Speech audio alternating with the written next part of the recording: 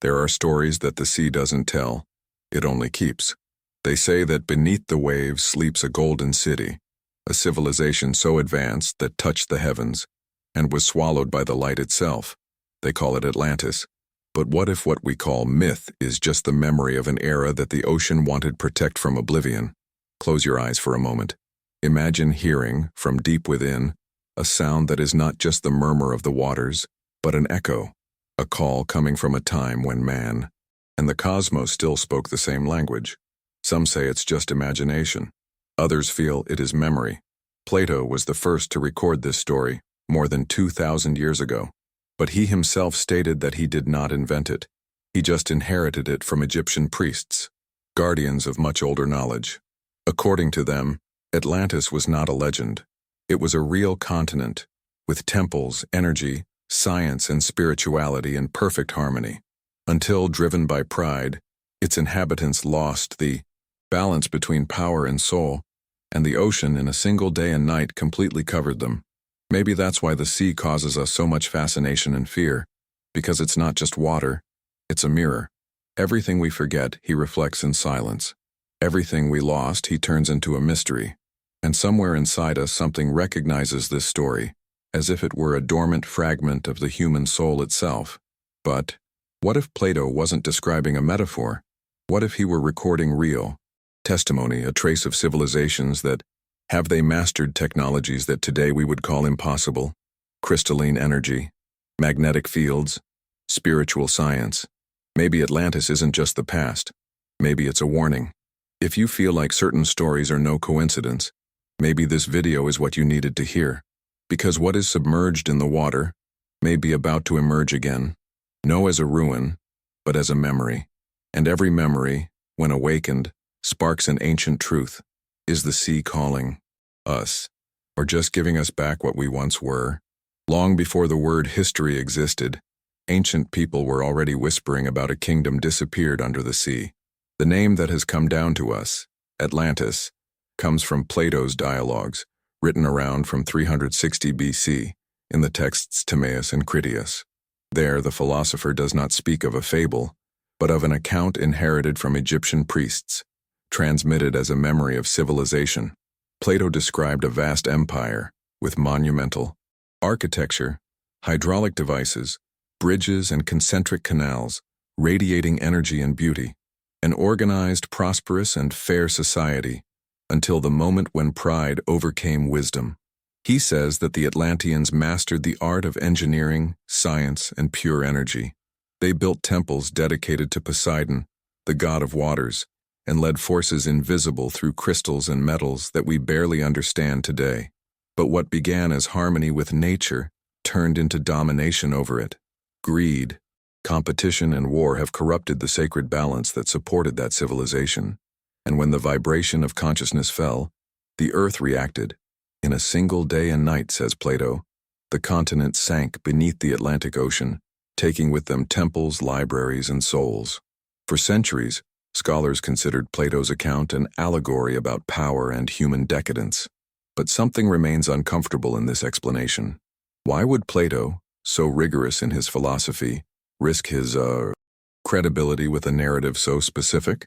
He described precise dimensions, shipping routes, measurements, and distances, details that, for many modern researchers, they are incompatible with pure invention. Plato placed Atlantis beyond the Pillars of Hercules, what we today call the Strait from Gibraltar. And in this region, strangely, the ocean floor presents anomalous geological formations and ancient underwater ruins that still defy science. Some archaeologists believe that Plato was inspired by distorted memories of real catastrophes, like the eruption of Santorini, which destroyed the Minoan civilization by around 1600 BC.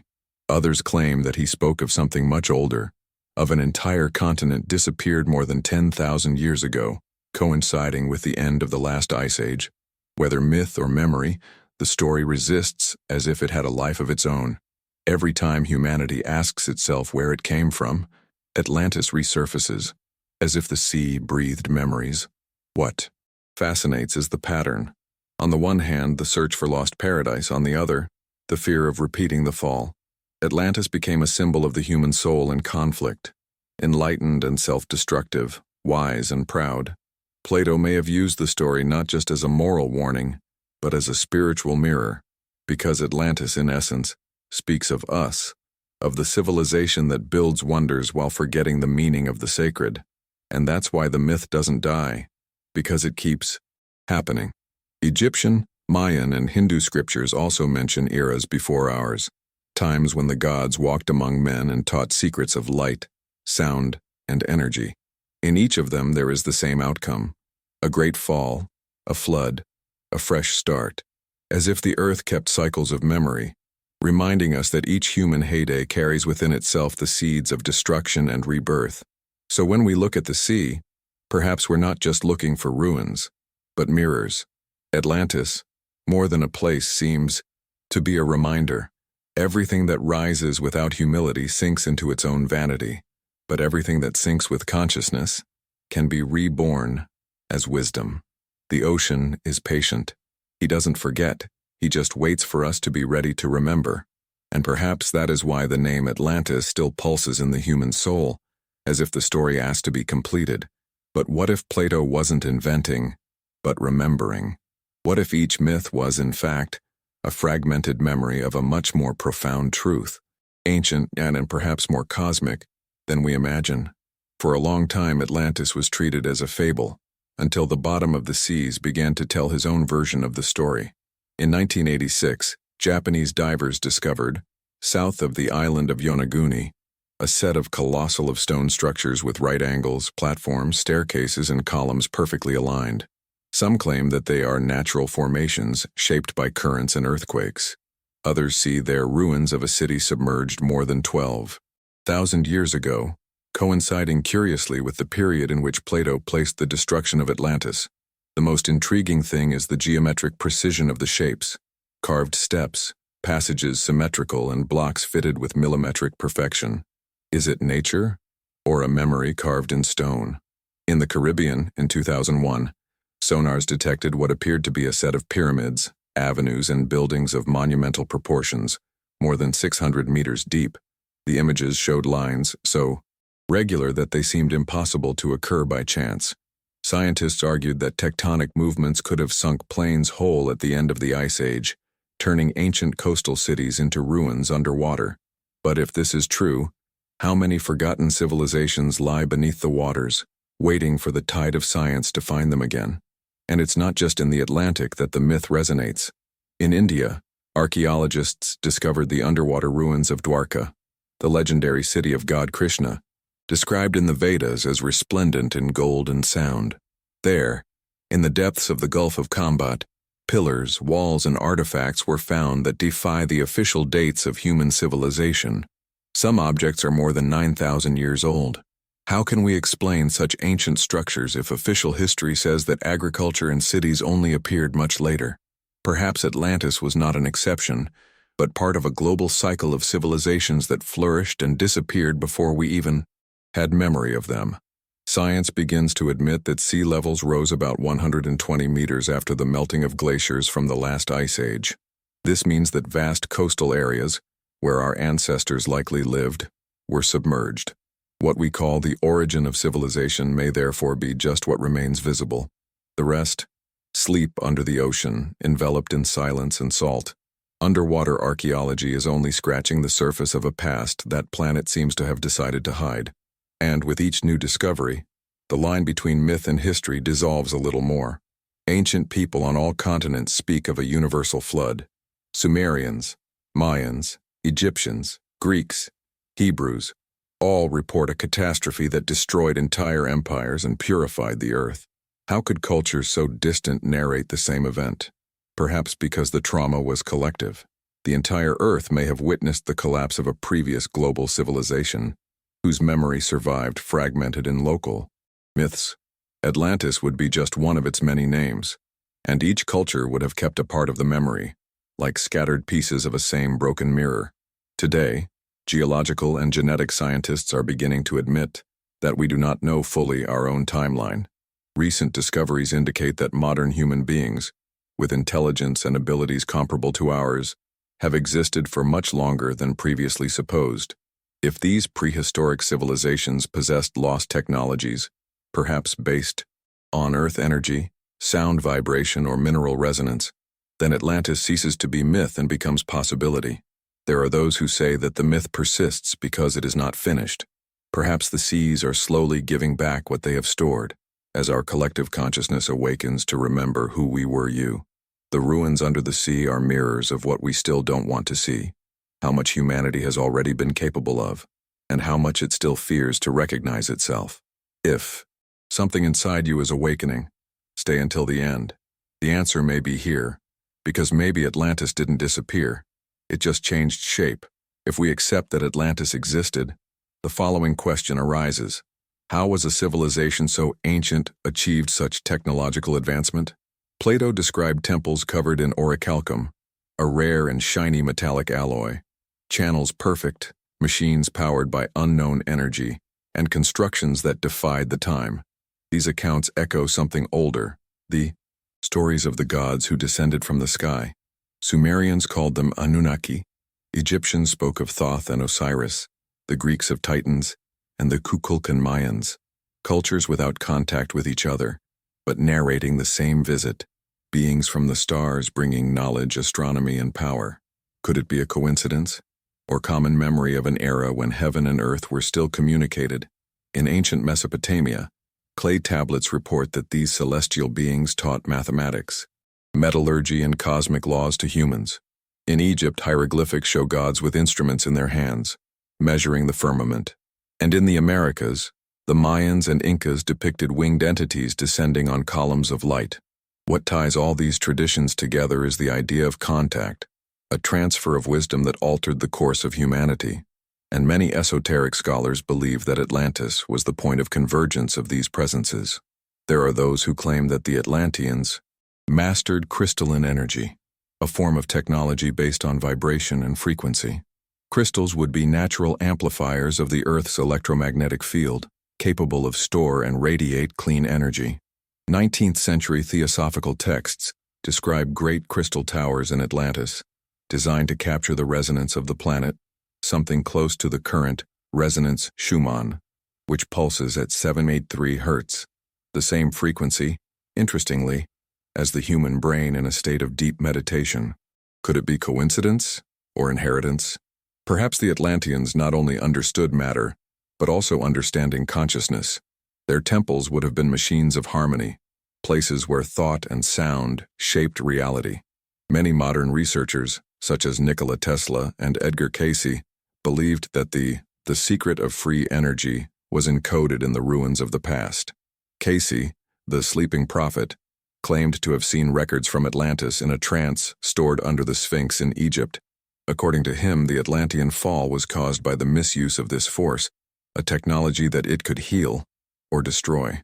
When we look at the Great Pyramids, monuments of almost impossible precision, we notice the same pattern. The three pyramids of Giza align exactly with the stars in Orion's belt, the same arrangement present in Mayan temples and sites in ancient South America. Why would civilizations separated by oceans build structures facing the same point in the sky? Some see this as just an astronomical coincidence. Others see traces of a shared cosmic matrix, a legacy left by the masters who instructed Atlantis. It is possible that these instructors were not extraterrestrials in the physical sense, but consciousnesses of higher dimensions manifesting in human form, beings who understood the vibrational nature of reality and taught the Atlanteans how to interact with her. When they lost this tune, civilization would have collapsed. The fall of Atlantis would then be less a geological tragedy and more a collapse of frequency, a distance between man and the sacred. Today, quantum physics begins to talk about parallel universes, information fields, and non-local energy, concepts that, curiously, mirror ancient spiritual doctrines. What if Atlantean knowledge was the bridge between science and consciousness, destroyed by misunderstanding and fear? Maybe it was never about aliens visiting Earth, but about humans learning to vibrate in the same field as the gods. Perhaps Plato's heaven wasn't a place, it was a state of being. The sea is silent, but the stars keep talking, and between the echoes of the waves and the distant glow of the sky, something invites us to remember, we are not alone, and perhaps we never have been. What if the secret of Atlantis is not at the bottom of the sea, but inside the human mind? What if Atlantis had never disappeared entirely, just turned into memory? Perhaps the lost city is not buried under miles of ocean, but preserved into a deeper territory, human consciousness.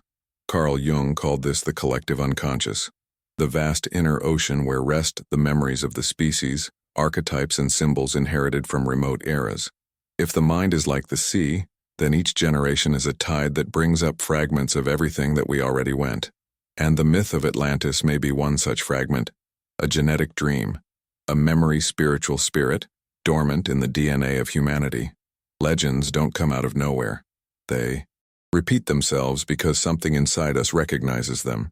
From time to time, the collective unconscious releases its memories, inspiring breakthroughs, scientific movements, spiritual movements, and artistic visions that seem to spring from the same universal code. Is it a coincidence that so many cultures speak of a golden age, of a fall, and of a future redemption? Jung believed that these recurring themes were expressions of the soul trying to heal that was lost. Atlantis, in this sense, would not be a city, but a state of consciousness that humanity tries to find itself again. Today, science is beginning to confirm that memory is not just mental, it is also biological. Research in epigenetics shows that trauma and intense experiences can be transmitted through generations, altering genetic expression. If suffering can be inherited, why not wisdom? It is possible that old memories of catastrophes, floods, and new beginnings are recorded in our bodies as much as in our mythologies. Every heartbeat, every electrical impulse from the brain can carry echoes of civilizations that have already mastered the laws of nature and spirit. So when we hear the name Atlantis, something inside us stirs, like a cell recognizing the sound of home. Mystics say the human soul is an ancient traveler, reincarnating through the ages and worlds. Perhaps many of us are spiritual descendants of the Atlanteans, now returning to heal the mistake he once made. Therefore, we miss something we have never seen. It is the memory of an inner light that once shone brighter. When humanity disconnected from the sacred, Atlantis sank. Now, upon awakening again to the spirit, she begins to emerge, not in the waters, but in conscience. The arts, science, and modern spirituality seem to converge in the same direction. Unit. It is as if the collective mind begins to remember the lost code of harmony. New discoveries about morphogenetic fields, resonance, and quantum energy point out that everything in the universe is interconnected. Every thought, every emotion vibrates and influences the whole. The ancients called this the law of correspondence. The Atlanteans perhaps understood it intuitively, and we are slowly understanding it, rediscovering with scientific language. When we look at today's world, between wars, crises, and advances, it is difficult not to perceive the repetition of the old cycle: rise, excess, fall, and renewal. History seems to invite us to learn what the Atlanteans forgot, that the true power is not in technology, but in the consciousness that uses it. Atlantis fell because it disconnected from the heart. The new humanity will be reborn when science and spirit walk together again. In silence, the ocean continues to whisper the same lesson. Everything that sinks can return to the surface. Surface, as long as there is love to bring it. Perhaps the real Atlantis is not lost on the map, but in our inner mirror, hoping that each of us remembers who we really are. Perhaps the Atlantis of the past was the cradle of reason. The Atlantis of the future will be the temple of awakening. And when this memory is complete, perhaps we will realize that there was never a fall, just learning. Perhaps the real Atlantis is waiting for humanity to remember itself. The sea is a patient mirror. It reflects the sky, but also what the sky has forgotten. Beneath its waves there are more than fossils and stones. There are stories that never remain silent. There are voices that still breathe in the liquid silence of the depths. When the wind blows over the ocean, it does not speak of storms. He whispers old names, memories that time tried to dissolve, but that the soul insists on remembering. Among them, one name remains: Atlantis, the city that dared to touch the divine and paid the price of the light itself. Maybe it was more than a place. Perhaps it was an experiment in consciousness, an era in which science and spirit did not contradict each other but embraced each other as two wings of the same bird. The Atlanteans would have understood that the universe is alive, and that thought is matter in subtle state. They built with sound, healed with vibration, and communicated with telepathy, not mysticism but by science of the soul. When this harmony was broken, when the heart separated from the mind, the energy that held his world collapsed. It was the same collapse that we are experiencing today on a global scale. The loss of the sacred meaning of existence. In every civilization that falls, there is a teaching that tries to be reborn, and perhaps Atlantis was never destroyed, just dispersed within us. We are the heirs of his memory, continuing the same search, to understand what it means being a creator. Current technology, with its advances and risks, repeats the Atlantean dilemma: power without conscience, progress without compassion. But the difference is that now we have memory, and if we learn to listen to it, maybe we won't need to dive into the abyss again. The planet's waters contain more than 90% of the Earth's biosphere. They are the very memory of the Earth. Each H2O molecule vibrates with sound and energetic patterns, responding to frequencies, emotions, and human intentions. Studies by Masaru Emoto showed that water reacts to love and anger, to prayer and music.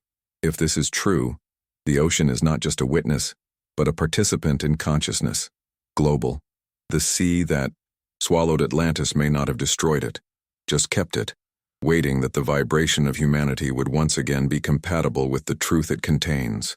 Look at the world today. The old borders begin to dissolve. Science speaks of a quantum field, of entanglement, of unified energy. Spirituality speaks of awakening, of ascension, of remembrance. Both are saying the same thing in different languages. Everything is connected. And perhaps that is the secret that Atlantida wanted to teach. Separation is the true illusion. When we forget this, we sink. When we remember, we emerge. Perhaps we are not the first rational beings on the planet. Perhaps we are the continuation of a long lineage of consciousnesses that came before, learned, fell, and came back. Atlantis may have been one such school, a bridge between the human and the divine. And now, in seeking it, we are not exploring the sea, but reopening a portal within ourselves. What we call mystery is just a reflection of what we have forgotten. There is something deeply poetic about the idea that an entire civilization has disappeared due to excess light. They mastered matter, but forgot to master the ego. They turned wisdom into power and power into ruin. But what they left behind was not destruction. It was a reminder. Every time we create something new, an invention, an idea, an art, a compassion, it is as if a fragment of Atlantis was reborn within us. The lost city is rebuilt, stone by stone, within human consciousness. The sea continues to teach us the simplest and most difficult lesson: knowing how to give in. He doesn't fight the current, it becomes the current. Perhaps the secret lies there, not resisting the flow of evolution, but navigating with it, trusting that each wave takes us closer to awakening. Atlantis fell because it wanted to control the ocean. The new humanity will flourish when it learns to listen to him. Now imagine for a moment, what if each of us were a carrier of a spark? Atlantean, a memory that makes us seek harmony, beauty, and truth. When we love, heal, create, we are, without realizing it, rebuilding the vibration that supported that ancient city. Atlantis, then, stops being a ruin and returns to being a state of consciousness, an invisible continent that grows within the awakened heart. The future may not lie in rediscovering the ruins of the past, but in living what they taught, what the Atlanteans called divine technology. We call love today conscious. It is the same energy, the only one capable of uniting the visible and the invisible. When the human being realizes that each thought creates waves that travel through the universe, perhaps you will once again understand the power you have. And this will be the true rebirth of Atlantis, not underwater but above sea. Fear. The sea, in its wisdom, never closes the cycles. He just turns them into tides. Everything that goes down, one day comes up. Everything that is forgotten, one day, comes back as a memory. The Atlantis that we seek in the depths is the same one that shines in the eyes of those who awakens. And when we all remember, maybe the ocean will finally calm down, because its secret will have been brought back to light. If this message touched something for you, subscribe and follow us. Your soul may be remembering the path. What if what we call the end is just the beginning of a memory that the sea still keeps silent?